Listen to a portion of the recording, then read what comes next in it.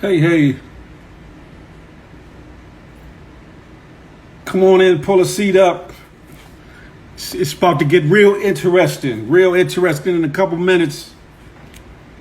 Come on in, pull a seat up. Share this video. Share this video.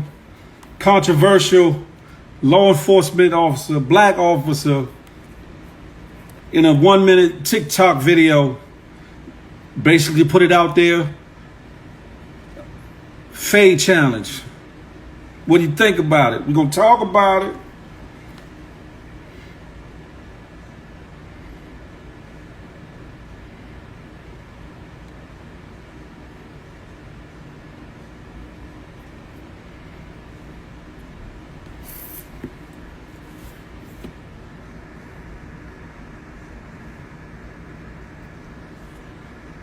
I'm about to see about putting this out there to a bunch of more people so we can get this room popping.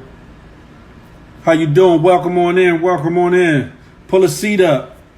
This conversation is about to get interesting. Pull a seat up. In about T-minus 60 seconds or so, I'm be adding in the officer, the black Superman, as he kind of referred to himself. Get his reasoning, get into his head space, see where his mind is at. See if the little video portrayed the whole person, or if he just squeezed a lot in a little time and it kind of made him look some kind of way. We're going to find out. We're going to find out. If you would, tag somebody, ask them come on in.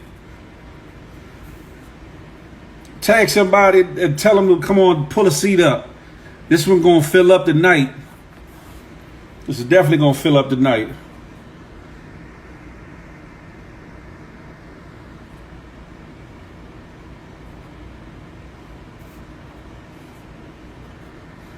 Hey, Theus Nicole, I hope I said that right. The mayor, pull a seat up, homie. Invite some people in to check this one out. It's going to be one for the books. I'm about to try to tap him in.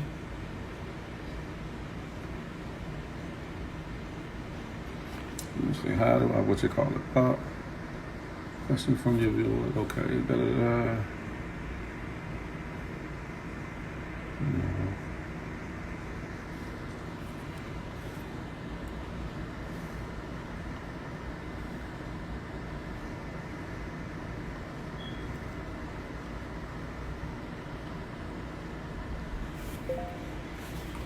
What's going on, champ?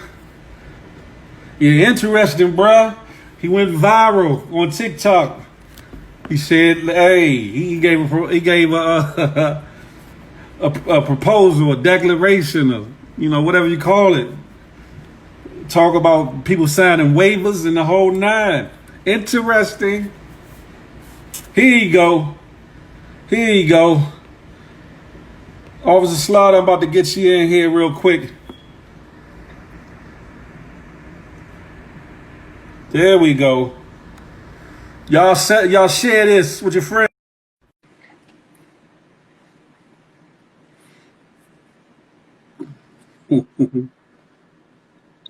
What's going on, bro? How you doing? What's going on with you, Officer Slaughter? How you doing? You prefer that, or you prefer Dark Man or Superman? You can call me RJ, man. That's my first name. That's fine. RJ? We're gonna have a personal conversation. We can get a little bit personal. I don't have a problem with that. That's what it is. Where you standing at? The light is like over. Like, I'm getting to fix it. I'm overtaking you a sorry, little man. bit. I'm in the lab getting it in. I No can matter dig it. what's going on in the world, the process doesn't stop. I can dig that. Me and yourself, we chopped it up a little bit earlier. Got to know each other a little bit better, and Right. I think it's time for IG and then YouTube to get a better understanding of the man, the myth, the now viral legend behind the fade challenge. A lot of talk, good, bad, or indifferent. before we get there and talk about that, Mm-hmm. briefly, if you will, talk to us. Give us a little bit about your background, whatever you can talk about, whatever you can say. Well, I just turned 41 years old. Yes, that's my actual age. I may not look it, but that is true. I have a military background, United States Army, law enforcement background, anywhere from border protection to private security, private investigations. I actually started as a bounty hunter and eventually became a police officer. I've done some border protection down in Nogales, Arizona. I've done a lot. I've done pretty much everything you can do, with the exception of federal. And Okay. that's not something I really wanted to do. I have a martial arts background. Been training since I was a kid. I have a lot of different backgrounds and different things. I try to be a man that's well-rounded in a lot of different things. So, later on in life, when I look back at my life, I can say, hey, yeah, I did that. Yeah. Okay. Well, let me kind of jump right into it.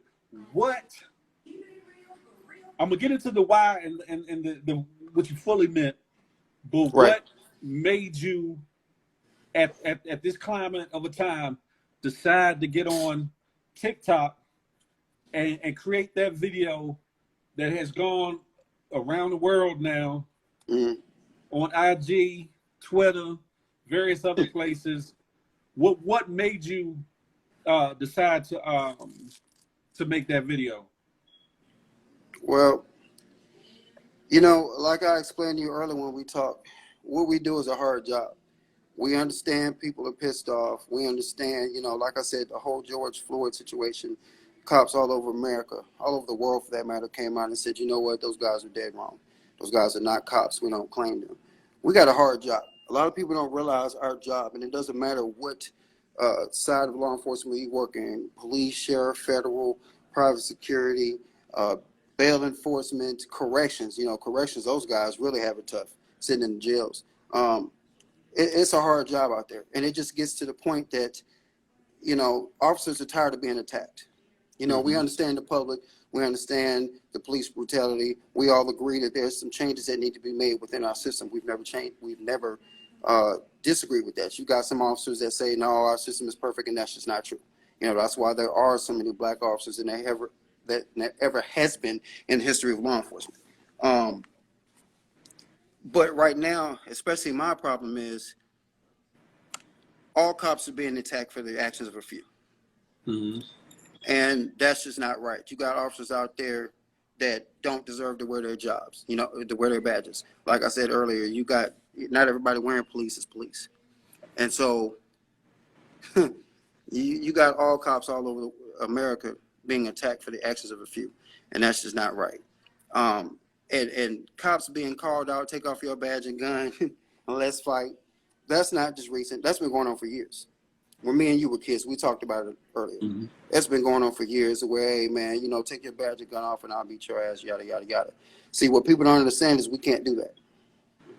Even though a lot of us, because I was talking to a fellow officer on the way to the gym, a lot of us would actually do that. See, the difference is people ask for something and then when it happens, right, then we're going to get in trouble or we're going to get sued. We may say, you know what, all right, let's shoot the fair one. We take off our badge and gun, and God forbid we start winning, or the other side start winning, then it's going to turn into something that doesn't need to be. Because nowadays, people can't fight. They can't stand on their own 2 feet. Their homeboys is coming with guns or want to jump in the fight when somebody ran their mouth. And that's on both That's a sides. two-way street, as That's we on both agreed sides. earlier. As you, like I Yeah. said, that's on both sides. So Yeah. my suggestion is let's create a system, and which is what I said in the original video before the guy that shared it to Twitter added his own narrative of saying who wants to get in the ring, which Black Lives Matter and Antifa protesters wants to get in the ring, which is not what I said. Mm. Because I never called out any protesters, which made it look like I was against the movement. And that's not what I said. If people would actually go back and watch the original video on TikTok of what I posted. My suggestion is this. Everybody knows if you put your hands on an officer in the commission of their duties, you're going to jail. Right? So my suggestion is this. You have officers that will take up people on that challenge. You have people that want to challenge officers because they feel like they've been done wrong for whatever reason. So why not come up with a system that says, okay, well, guess what? We'll sign a waiver. Therefore, you're not going to jail when we get in this ring. And there's going to be no consequences for you because you stepped in the ring because you had a grievance with an officer. You sign a waiver that says, okay, I'm agreeing to fight this officer no matter who he is, no matter what his background is. I'm not going to sue you when it's over. And then you get in that ring man to man, woman to woman, and you hash it out. And then at the end of the day, it's done. No retaliation from either side. Not to mention, you can also do that for charity. There could be, even if you want to charge people to come see it, because it will be a lot of people that would love to see that fight, especially with everything that's going on right now. But it's a more peaceful way compared to what's going on right now, because right now it's just all out chaos and destruction. Yes, indeed. Hey, Van, thank you for checking in and watching. We're gonna do question and answer a little bit later on. I'm gonna feed them a couple questions and let them expound, and then we'll get into audience participation a little bit or what have you. Now, Officer Slaughter, let me ask you this. One, in hindsight, because I kind of spoke to this earlier when me and you had chopped it up. I said you would have been better served to put this on IG or IG TV because of the time limit. You had to, you compressed a lot into like that under 60 seconds, which made you look like you were jumping out the window with a Superman cape on, ready to rumble and get at anybody who wanted to take the challenge. Right. And from what you told me, you got professional boxers, MMA fighters, and all kinds of stuff coming at you, along with street dudes and et cetera, et cetera. Do you think an accurate portrayal of what you were presenting was exuded, or do you think because of the shortness of the video and the wording, perhaps, that it made it seem like you were maybe doing more than what you were trying to put across? I mean, it's very possible. You know, a lot of times with people, you can say something, you can text something, and your mannerisms may come across as something different than what you're actually trying to say and get across to people. So I can agree with that. I really believe that the problem came once it got retweeted to Twitter, because the person that retweeted it initially put his own narrative on it. Like I said, I never said anything about Black Lives Matter. I never said anything about Antifa. I never said anything about protesters. What I said was the clowns. And I mean by those people who are actually walking up to officers, getting into it with us for whatever reason, and they feel like we haven't done our jobs, and they come out of their mouth, or they take your badge and gun off so I can beat your ass. That's what I'm talking about. You know, these professional fighters, go ahead. Let me ask you a question. Do you think the timing of when you posted the video may have not have been the best, given the friction, everything that's been going on, George Floyd, the situation in Atlanta, Breonna, Aubrey, just the various other things, the keg that's boiling now, the neutrons and things is doing this right now. Right. Do you think in hindsight that you should have maybe not posted it at all, but the timing of when you posted it might have added to riling up different people, whether for the right reason or the wrong reason? I mean, that's possible, but like I said in other videos, we're human just like everybody else, and we're going to get emotional. We're going to sometimes do things that people may not agree with, and a lot of people seems that, as the question you were asking, that maybe this would have been the wrong time to post it. At the time when I said what I said, I meant what I said and have not backtracked and will not backtrack what I said. But at the time, when I saw that last video, it came to a boiling point for me, because I know what I do as an officer when I get out there. I know a lot of the men and women that I work with, what they do, how they carry themselves, and their professionalism. And it just gets to a point that we're getting tired of being attacked, and we're seeing other officers getting attacked. Now, that video that comes into question that prompted me to post that video you know, it was told to me that the officer was the one that actually provoked that. Okay. And if that's the case and it came out and that was the case, then he was dead wrong. Because like you said, we're not out there going to just antagonize and fight with citizens, even though we're threatened on a daily basis. You know, that's not what we go out there to do. And like I tell people, you know, everybody says, well, that's what I did by calling out citizens. No, that's not what I did, because my statement was based on the fact that we are constantly being attacked. However, we cannot allow you guys, and we can't allow you guys to do what you say you want to do. And that's my thinking behind the program that I'm suggesting. Okay. So, you know, it may have been the wrong timing, but like I said, everybody has flaws. We're not above that. We're not above that at all. You know, in talking with you earlier, and when you expounded on it more, it's an intriguing ideal that, like I said to you, I said it will get a lot of stress off on both sides. Yeah. I don't think as many officers as you think would join in. However, could be. However, if the playing field was even, no charges, no APO charges, no getting jumped by fellow officers or fellow homies, and it could be a one-off wherever, you know, like shoot from the chest. Mm-hmm. I think that's an intriguing ideal. And that's what I would like to see happen. That's what I would actually like to see happen, because it would give citizens the playing field that, you know, a lot of them want. I mean, you know, like I said, everybody knows, like I said, if you put your hands on one of us, once we're identified, you're going to jail. You know, so I think a lot of people say that everybody hides behind the badge and the gun, and they feel like they can't express themselves towards us because of the laws against them if they come into contact with us in the wrong way. So at the end of the day, let's help eliminate that if it's mutual.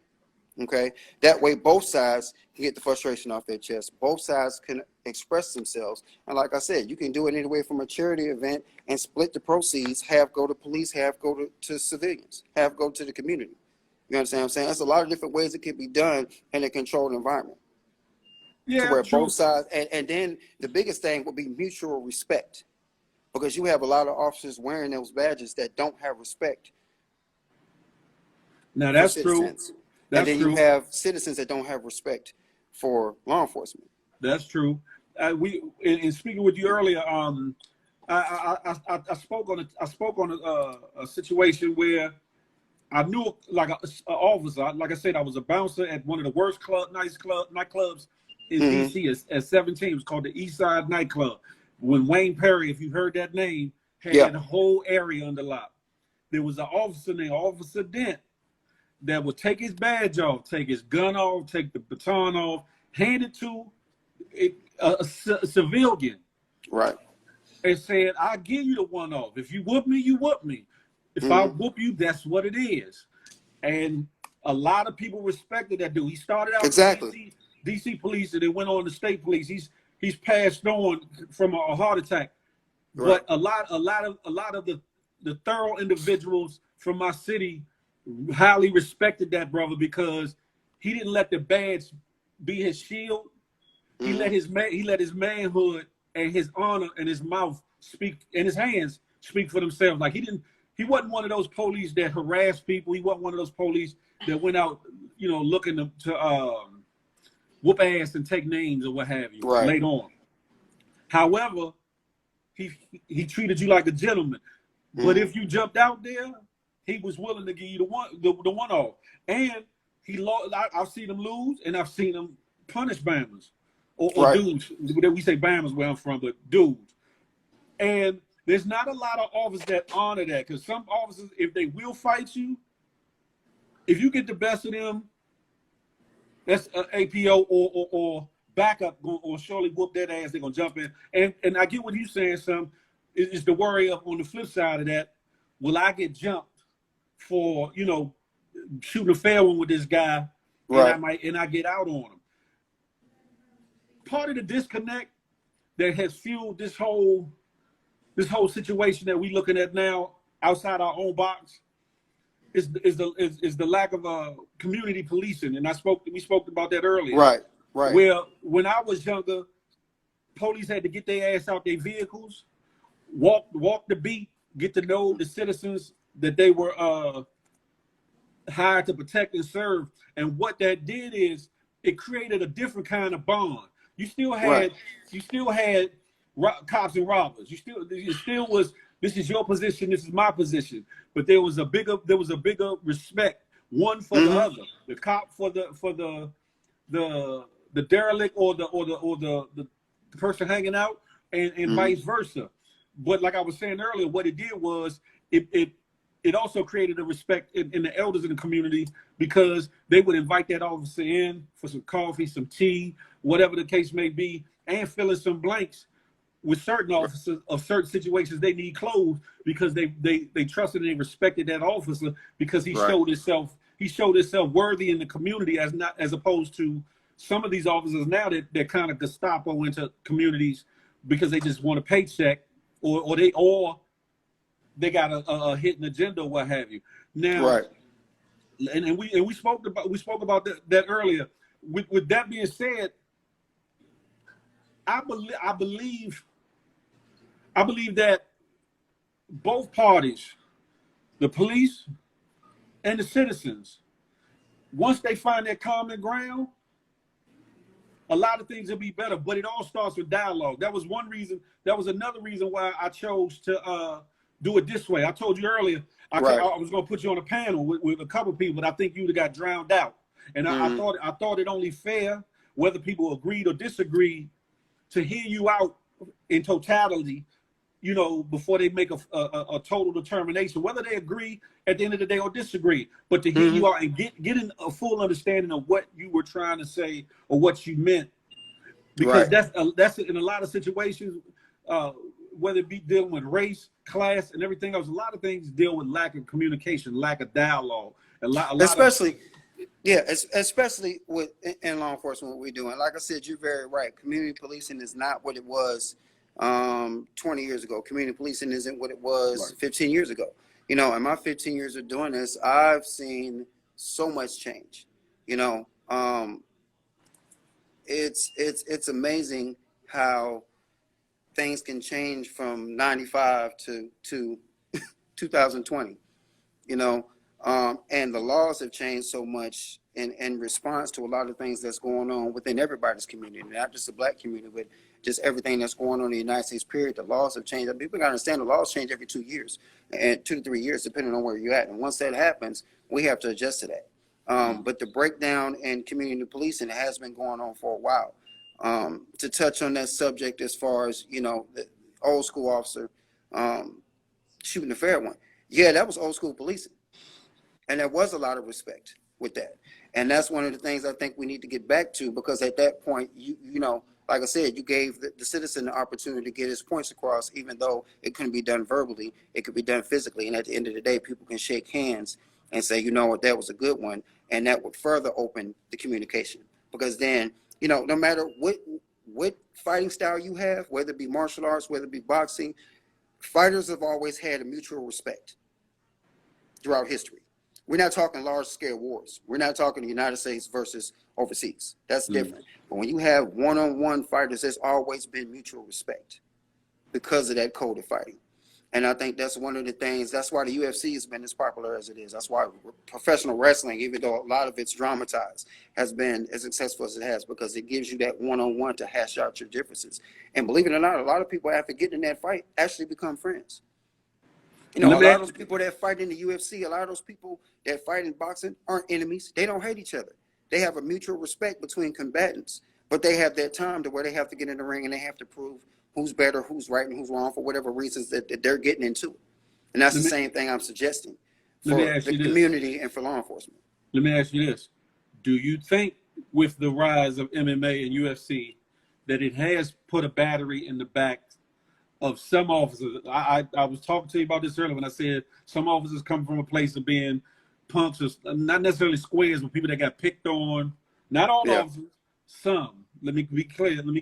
Say that up. Yeah. Come from a place of being, people picked on, and they got a bone to pick. And I'm not even adding the racial component to it, Mm-hmm. but just those that feel like they need to Yeah, get because back. they got a little bit of power now, so they feel like, I want to go mess with people. Yeah, I mean, I that wouldn't make sense for me to say there aren't officers out there like that. There are, and it's just a process of actually catching them. I want to address the blue wall of silence that everybody says that we have, right? Yes. There is, in some agencies, some parts of the country, there is that blue wall of silence, but it's not everywhere. But what I will tell you is there's a lot of good cops out there that stop people and question and officers that are doing stuff wrong. Don't think that we're not. We are. I posted a video probably about, I talked to you about that earlier. I posted a video about 2 months ago about an officer that I came into contact with handling a juvenile situation here in my area. And that officer completely handled that situation incorrectly. She was unprofessional towards the mother. She basically gave the unruly child ammo by her words and her attitude to keep being unruly with her mother. And I had a serious problem with that. And I definitely called her out on it. I even talked to other officers with her agency about that. And they're like, yeah, she just has a bad attitude. So we know what's going on. Unfortunately, it's harder to catch a lot of those officers that are dirtbags. And I'm going to tell you why. It's harder to catch them because they're covering their tracks. When it comes to, think about it, if you have a department of 10 people, right? You have an agency, and most departments are 10 times larger than that. Mm-hmm. You have a department of 10 police officers. Let's just say a small department in a small town, right? And you got an officer that wants to do dirt, but he knows who the chief is. He knows who the captain. He knows who the lieutenant is. He knows who, if they have an internal affairs division, he knows who's going to investigate him if he does something wrong. So unfortunately, what's going to happen is if he knows who's investigating him, he's going to cover his tracks, which makes it harder for the good cops to catch him. Unfortunately, a lot of times, especially lately within recent years, they're not caught until they do something stupid and serious. And then when that happens, trust me, we're all over it. We're all over it. Is the system perfect? Hell no. It never has been perfect. It probably never will be perfect. But the answer is not for us, which a lot of people are calling for. All black officers should turn in their badges and walk away. That's not the answer, because then you're going to be left with the exact problem that you complained about 70 years ago, where all law enforcement was white across the board. Well, let me ask you this. Have you ever, or would you ever, actively on a scene pull an officer off, pull an officer back, check an officer? Hell yeah. To avert something like the George Floyd situation. When we talked about the George Floyd situation, and I stated to you that the only person I feel sorry for out of that entire, all four of those officers, was that rookie. And I felt bad for that rookie because he had no clue what's going on. He's a rookie. He's fresh out of the academy. He was on his 4th day in the job during FTO. He don't know what the hell is going on. He's doing what his FTO is telling him to do. Not to excuse the fact that he stood there, because yes, you have the training and so on and so forth, but you got to understand, when you come out of the academy, the police academy doesn't teach you how to be a cop. You learn how to be a cop on the street. So when you come out of the academy and you green and you have no idea what you're doing, if you've never done security, if you've never done bail enforcement, if you've never done anything, and you just all of a sudden woke up today and said, I want to be a police officer, you have no idea what you're getting into when you step out there. So out of everybody, I feel sorry for him. Now, with that being said, have I been there? Oh, that would have been a different scenario. Whether that dude was being arrested for whatever reason, I would not have stood there. And I mean what I said. As I said in my previous videos, I stand for what's right. I don't care who you are and who you work for. There's no way in hell I would have stood there and let that officer have his knee on that man's neck. There's no way. Okay, that's just not what would have happened. And me and that officer definitely would have had words. We definitely would have got into it. And truth be told, I had a guy on TikTok ask me, he said, hey, what happens when the cops get bored? Or what happens when the cops do wrong? Or what other cops challenge those cops? Hell yes. Like I tell people, and every cop out there on TikTok and on every other social media platform that came out and said, we said after George Floyd, nobody hates a bad cop than the good ones, because it makes us all look bad. So trust me, if I got a chance to get into a ring because this cop is just a dirtbag and has no business wearing this badge, you goddamn right I'm going to be in that ring. Because you're going to make us all look bad. That's not what you signed up for. That's not what you swore to do. You know, like I told you earlier, in 15 years of doing this, right, I have gotten into it with people. I've had people say, well, you're doing this too much, you're doing that. And we've had to have conversations like this to get my point across. You know, I work in some of the rough areas of the area I'm in. And I've got respect in a lot of those areas because I tell people point blank, listen, you can play for different teams and have mutual respect. And that's something that we don't have right now. We're playing for different teams, but there's no mutual respect. And that's what needs to change. Okay? I've talked to people. You know how many people I caught with guns? You know how many people I caught with guns on Saturday? 3. And it wasn't the fact that the guns were stolen. It wasn't the fact that anything. As per the law, you're unlawfully carrying. You know what I did to them? I put them to the side and said, hey, come here for a second. Do me a favor, keep your hands where I can see them because I know you have a gun. I didn't disarm them. I didn't do any of that. I said, hey, okay, so do you have a weapons license? No, I don't. Okay, well, here's the deal. So why are you carrying that gun in your pocket? And then I explained the law to them. Well, first of all, you can't carry it in your pocket. It must be holstered per state law. Second of all, you can't carry it on your body concealed without a license. Okay, so I'm sorry, it's protection, so on and so forth. I said, relax, because people get nervous. Relax, we're having a conversation. You're not at cuffs, you're not at gunpoint, you still have your weapon on you. We're talking, just keep your hands away from it so we don't have a misunderstanding. I and most officers truly like to educate before we have to enforce. At least the ones I've worked with. I was about to say. Listen, it's like you said earlier, and like we talked about earlier, you're in D.C., but I've been to Cali. I lived in Cali. I lived in different. But what I'm saying is, remember how I told you before, the laws in D.C. are different than California. True. California is different than Wyoming. Wyoming is different than Texas. Texas is different than Idaho. You understand what I'm saying? True. The laws are going to be different in each area, and the officers are going to react on those laws different in each area. The way that you would be approached in D.C. carrying a concealed firearm, what's going to happen to you? You're going to jail. Okay, that's automatic jail time. If you come down south, if you come down south where it's a lot more gun liberal down here, right? You're going to run into officers that say, okay, I understand you carrying a gun, but if that gun's not stolen, we're going to let you slide because everybody has a gun unless you're doing something stupid. You're going to get a different response from different officers in different locations. And that's what people have to understand. It's not all the same across the board. It may seem like it is, but it's really not, because the way I operated in one state is a different way than I operate here because my environment's changed. Well, I've personally seen officers, like I'm 47, so during the crack era, I've seen officers, instead of arresting individuals, taking that person's narcotics, stepping and grinding it out for whatever reason, whether they didn't want to do the paperwork or they saw something else, or just give them a break. Yeah, and I'm gonna be honest with you, I've done it. I've done it several times. I don't know how many times I've done it in the last 30 days, because especially when it comes to like marijuana. Especially with the point when it comes to marijuana. Do you know a lot of police officers honestly would vote to legalize marijuana? Honestly, we know everybody's doing it, and you know what I tell people at the end of the day. We know everybody's doing it. Don't be stupid if you're gonna do it. Stop riding around with a car in it because you can get DUI marijuana. It impairs you. Stop riding around with a car with it. We know you're doing it. Don't walk past me and sit in plain view smoking marijuana like it's legal. It's not. And you know, it's been too many times that I've said, okay, you know what? Let me ask you a question. How much more you got on me, man? I just got this. Okay, well, here's the deal. Go ahead and step on it and destroy it. And you know why you stepping on it and destroying it? Because you got caught. I know you're gonna go around the corner and go get some more.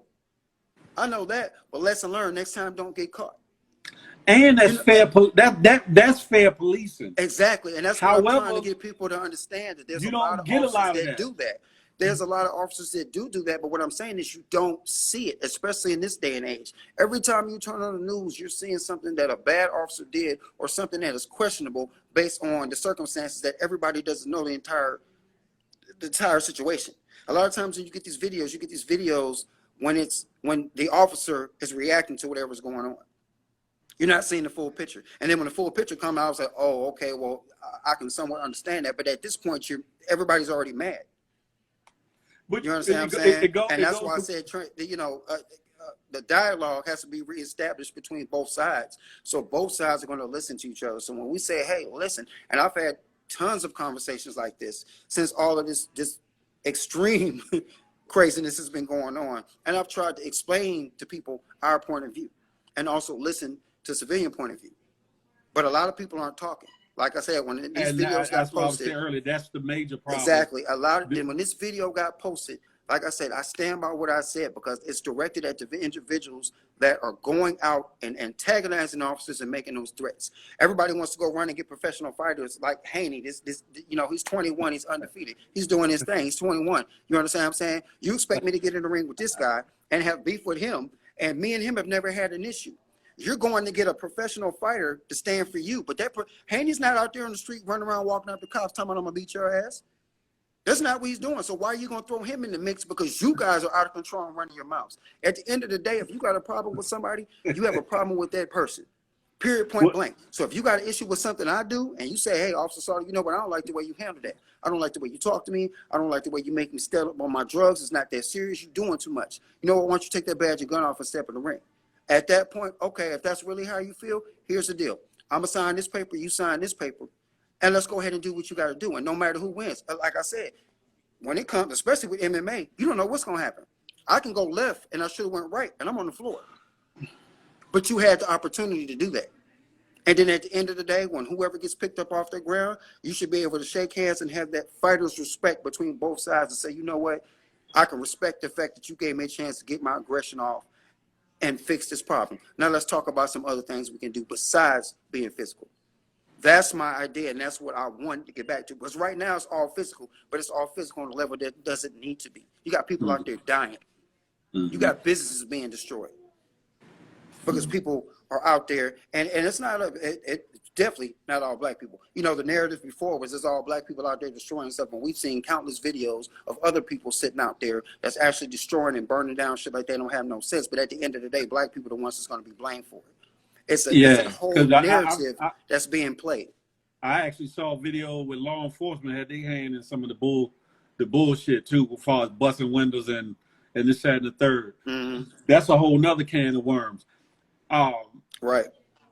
I think the perception behind the statement, the video, the caption under it, the way you did it, like I said, looking at your other videos, like I said, I got a little bit better perspective of where you was coming from. I said, however, the shortness of the video, the caption, the way you kept leaning in, trying to show your extra buffness and whatnot. I wasn't trying to do that, man. I was talking at that point. you kind of put out the perception like I'm willing to take on NT and everybody. What's up? Now that might not have been that you saying that's not what you were trying to exude. But I'm telling you, that's how I came across because you was. Oh, I see that from the response, you know. Yeah. And I kind of laugh at it because a lot of people, I read the comments and the comments are hilarious, dude. Like it's ain't nobody scared of your muscle, ain't nobody scared of this and that, nah. And I'm sitting up there like, first of all, I didn't jump on a post quoting my stats saying I'm this and that, I weigh this, I do this. That's not what I said. I didn't come across like, okay, because of my stats, this is what's gonna happen. You know, what I said was if it comes down to me stepping in the ring, oh, trust me, I will. That hasn't changed. That's not going to change because previous posts that I have on TikTok, when I had the whole caption, people keep saying suspect, fuck 12, take you off of your badge, your gun, so on and so forth. And I posted a picture of me in the ring to let it be known. I'm not running from a fight. I'm not going to run from a fight. Everybody's talking about Haney and all this other good stuff. I got a basketball player that makes a couple $1 million a year that I found out has accepted a challenge because somebody put a whole narrative under it. And he says, okay, I'll step in the ring and fight this dude. And I'm like, are you serious? I said, first of all, at the end of the day, what incentive do you have for fighting me? Because, like I said, you have no idea. You're not looking at anything other than my profession. So what happens if you get in the ring with me because you're 6'4", 220 pounds, and you get in the ring with me and you get hurt? You just lost your $1 million contract because you sitting there somewhere with broken bones, all because you wanted to hop on a bandwagon. Not saying that that's what's going to happen. So let's understand social media. Don't twist my words and go back and trying to say that I said I'm gonna beat this dude up. When it comes to fighting on either side, whoever's in the ring, you don't know what's going to happen. Anybody can get badass over there. Anybody can get it on any given day. Why would you risk $1 million basketball career to come step in the ring with a cop because somebody twisted his narrative Well, to fit the agenda. let me say this. On the flip of that, you got some people that because I was talking it over with somebody a little bit earlier. You have some people who saw that post. I didn't back off. Even for the gentleman that passed it on Twitter, and their feeling was they have been affected either directly or very closely indirectly to somebody falling victim in some kind of way to police brutality. And I can understand that. And they looked at it like, you know, they looked at it like, how dare this MFer, you know what I'm saying, get on here and say that, man, yeah, I got somebody for them. I got somebody, because they might not be built or in shape to get in the ring with somebody that trains all the time or works out or whatever the case may be. Then my response I'm not giving them a pass for that. But what I'm saying is, that's why I say the timing of it, because you got a lot of people right now, especially dealing with a lot of things. Well, I mean, everybody's pissed, dude. Everybody is pissed across the board. Even cops do. Everybody's pissed. We're pissed because of what happened. We're pissed about how we're portrayed. We're pissed that we're all being attacked and we're not the ones that's out there doing it wrong. You understand what I'm saying? Everybody's pissed. And at this point, like I said, people aren't able to get their frustrations off in a more positive light other than the complete and utter destruction of cities in the United States, to where it's turned into where people have lost their lives. You know, would people rather get in a ring and fight, come to a mutual agreement, have mutual respect, or would you rather sit out there and keep killing each other? You know, in a perfect world, and that's why I said, like I said, under the system that I'm thinking and I propose is to alleviate the drama from both sides. Like I said, I talked to an officer on the way here to the gym, and I asked him, and he said, "Yeah, man, that was you." I said, "Yeah, that was me," and we talked about it. And he said, "Man," and I said, "Listen, bro, if you had the chance to do it, would you do it?" He said, "Hell yeah." And that's why I tell you, a lot of officers actually would do it. That most people think we wouldn't. Some people mouth it, but when it comes down to it, like I said, dude, you got a lot of officers, a lot of old school policing, no, but a lot of new school policing, yeah. And at the same time, when you get that officer that's doing something that's wrong, and it's just really on some bullshit, and you put him in the ring and he get his ass whooped by that civilian, he's gonna rethink his job. He's gonna do one or two things. He's gonna straighten up his act, and then we know the type of officer he is, or he's gonna quit.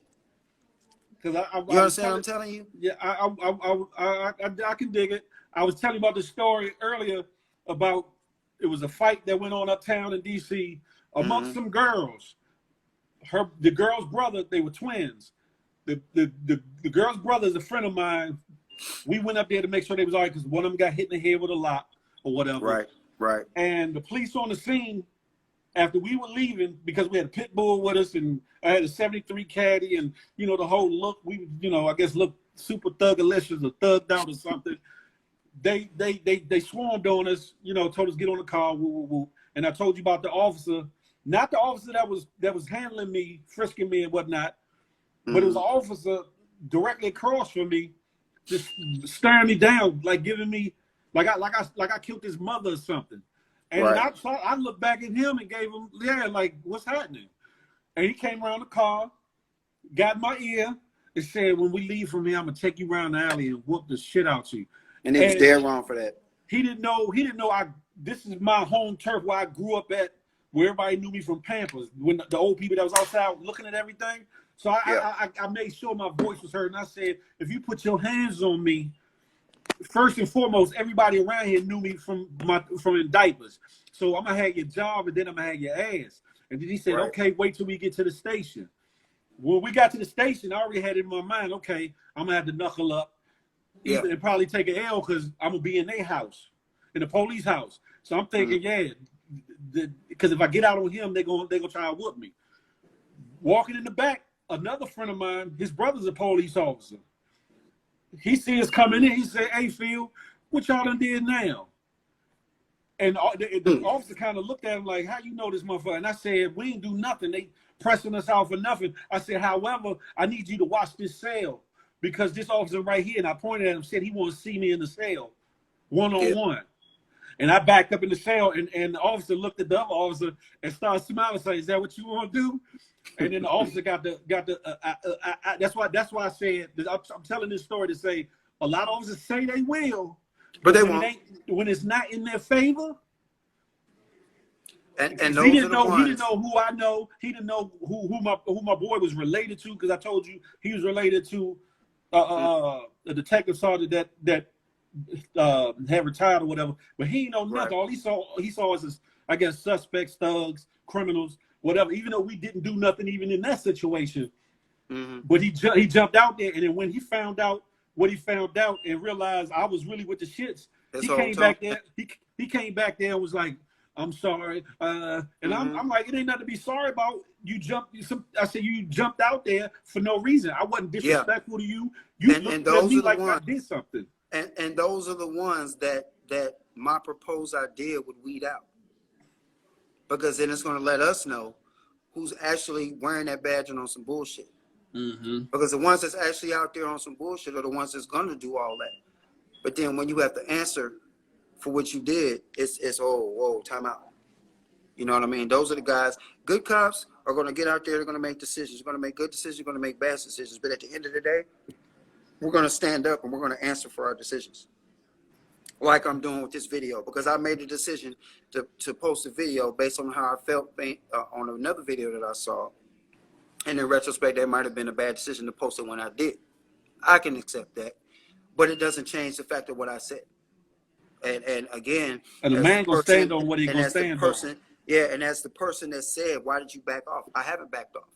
I'm not going to back off. I stand by exactly what I said. That's See, the actually difference Van between me, Lathan. You know who that is? That's Van Lathan. Used to be on TMZ. The black brother, the outspoken brother that used to be on TMZ. okay. Yeah, that's him. I was gonna give them the floor a little bit later to kind of shoot, because he's been shooting questions off left and right or what have Yeah, you. But and I see some of them, and I know, you know, like this person here is saying that I'm a retired officer, and I know the blue stick together, and you're right, but and a lot of times, you know, like I said, when it comes to the blue code of silence, it's there, but then it's not there, and it really is going to depend on the area that you're in. At the end of the day, it's going to depend on the area that you're in. Like the Darner situation. What was it, 5-6 years ago, to where that guy and the former veteran, LAPD, he went out there and you know, made a complaint about racism, about cops doing the bad thing, and at the end of the day, you know, LAPD turned on him. A lot of officers in LAPD turned on him, made him out to be bad guys, so on and so forth. So he said, you know what, fuck it, I'm gonna go out and I'm gonna start shooting people. I get it, but at the same time, wrong approach. Because at the end of the day, where did he end up? You know what I mean? And granted, they hunted him down. I don't care what nobody said. It wasn't no he ran somewhere and the house caught fire based on you. No, y'all hunted him down and y'all killed that man. tore him up. Period, Yeah. point blank. Okay. Blew that So house. Yeah. at the end of the day, what people got to understand is officers all over the country, we are not sitting back and watching guys do stuff. Okay. But like I said, you got so many officers here in the area that I'm in. We couldn't have been there for that. What happened with George Floyd? There's no way in hell. We'd end up getting in trouble because we'd have put our hands on another officer during that situation. I know I would have, but you know, based on that video, people don't believe that. They're believing the narrative about me before even talking to me. And what I will tell you is, like I said, at the end of the day, like I posted in my other videos that everybody says I'm backtracking in, I stand on the side that's right. I don't care what color you are. If you black and you doing something wrong, I'm going to tell you you're wrong. If I catch you doing something wrong and I can stop you, I'm going to. Black, white, purple, green, yellow, like I said, I don't comes down here. ET come down here with some bullshit, we're going to have a problem. Okay? Well, I could definitely say this. You are the minority of the minority of the minorities in law enforcement, because like the person you had quoted earlier, that blue line, that blue wall of silence is definitely. I made a It's there. It is. It's I made I made a comparison earlier, and I said local police, sheriffs are like the gangs, wise guys, and I said the FOP is like the mafia. Right. And that's a real thing, which is a double-edged sword, or I say a rock and a hard place and a pit bull for anybody. that joins law enforcement, especially for a black man in law enforcement who wants to do right, if that's their stance, who wants to do right and do right by the communities in which they service. Mm-hmm. That's a rock and a hard place. But we need people to, as citizens, we need people that are willing to say, excuse my English, fuck it all. If I lose my job, I lose my job. But this here ain't what's happening for a situation that ain't right. I'm not talking about for officers just doing their job or what have you. And like we talked about earlier, people make mistakes. Some officers make mistakes. But what I stated earlier, if community policing was in better practice and the officers got back to what'll happen is the neighborhood, the community will know who the good cops are and the bad cops are. And the older folks, the salts of those neighborhoods will come out and they will go to bat for that officer who might have just made a mere mistake. Yeah, or when the might young have slightly overacted or whatever. They'll go to bat for him because they've got that rapport. They built a relationship with him, as opposed to Billy Badass, who don't give a fuck about the community, who's in the community, getting his check, might have racial animosity against the communities he's serving for those that are of color, I mean, of a certain color or persuasion, and even some of our color. That they don't. Some of them have issues with their own race. As far as just, they would say like we the way they saying, well, you shouldn't kill each other either. Of course not. That's a definite. The difference is we as community, we know we gotta get our shit together before we get in somebody else's backyard. However, we as citizens aren't paid to protect and serve communities. That's correct. So there should be a very high standard, and we need more officers that are willing to say, you know what, fuck that. Because if I was out there with George Floyd, I'd have caught a case. Because this is the thing too. A lot of people don't realize in a lot of jurisdictions there's a citizen arrest clause or a statute on the books. Correct. Now you gonna have somebody that's out there recording 2, 3, 4 people, but it needs to be somebody that's willing to get in the mix. I ain't talking about necessarily fighting, but if it comes to that, it comes to that. But stopping, like the guy from Nilo, because the look on his face was of utter disgust to me. Like it had no care in the world on his face. I'd have knocked that officer off him. If I got arrested, I'd have beat the case because it would have been film footage showing why I did what I did. And I think I would have been justified, as well as I think a jury of either my peers or maybe not so much my peers. Yeah, I agree with that on a lot of points. What I would say is that's a slippery slope. And the reason why I say that is you're absolutely right. Under law, you have the right to resist an unlawful arrest. If you see somebody committing a crime, especially a felony crime, and the officers aren't excluded from that. But the problem is it's a slippery slope, because if let's just say you have 10 officers sitting out somewhere, and we got a suspect down, we got a couple suspects down, and I'm facing that way, and next thing I know, I got a civilian running up on an officers because I don't see what's going on. You understand what I'm saying? I don't understand what's going on, right? And why I say that's a slippery slope, because as an officer, I'm going to react to protect my other brothers and sisters, my partners. And in the long run, I'll find out that I was wrong for protecting him because he was doing something fucked up.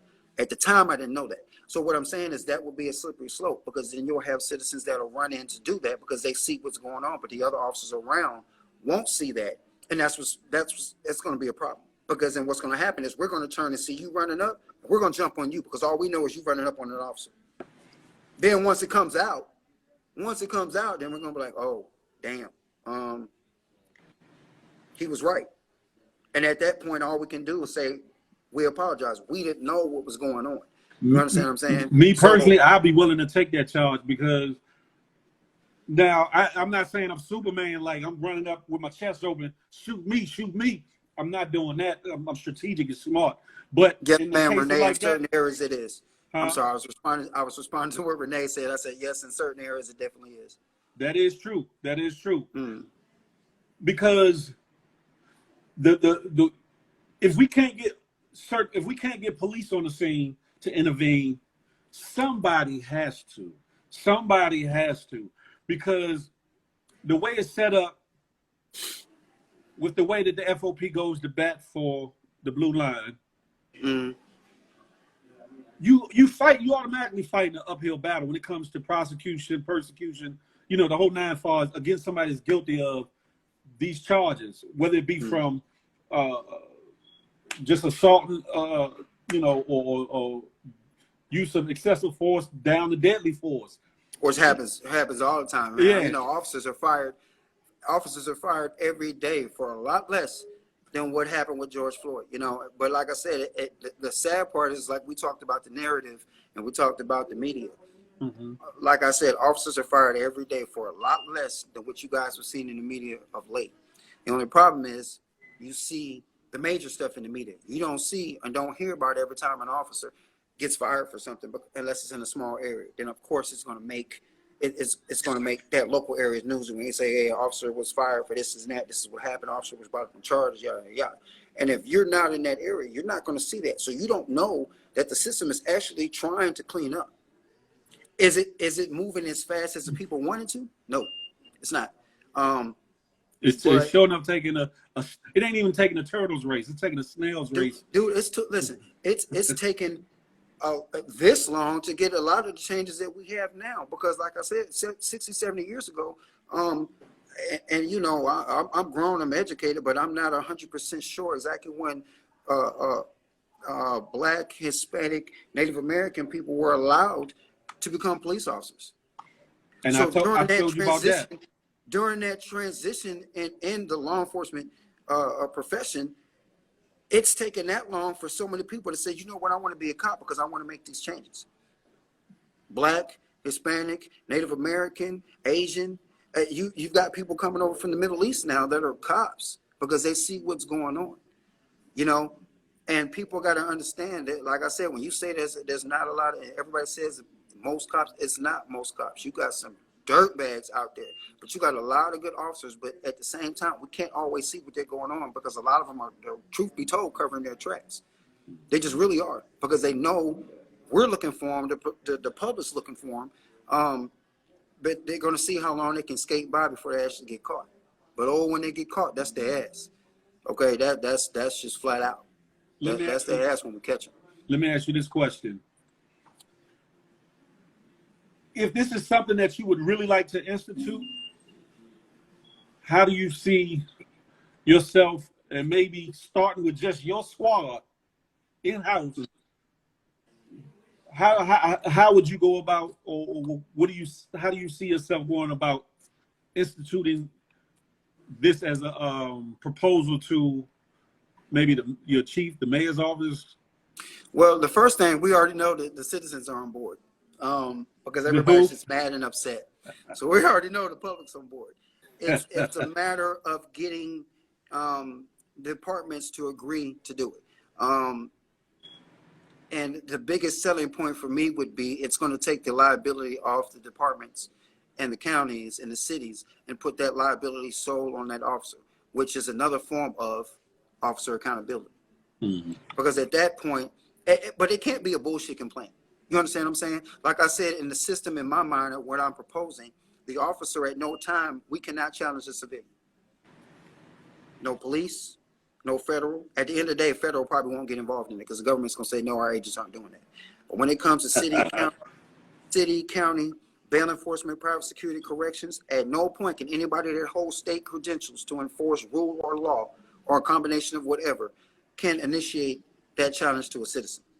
The citizen must come at that officer. I don't see why not. Okay, so, and with that being said, it has to be a valid argument, not just because, he gave me a ticket because I was speeding and I don't like the way he talked to me. Dude, you were doing 150 in the 60. You understand what I'm saying? That's got to be a valid complaint. But if it's a valid complaint and you feel like you need to get it off your chest and go to that man or woman's department and say, listen, I really have an issue with what he did. And I feel like we need to come to a meeting of the minds in a different way. I'm willing to step in the ring and do this. Is that officer willing to get his point across with me in the same manner? Now, trust me, I'll be one of the ones in there. If I feel like, like I said, I told you my approach when it comes to my style of doing things. And even with my style of doing it, I've had people that look at me and say, "Hey, man, you take your badge and gun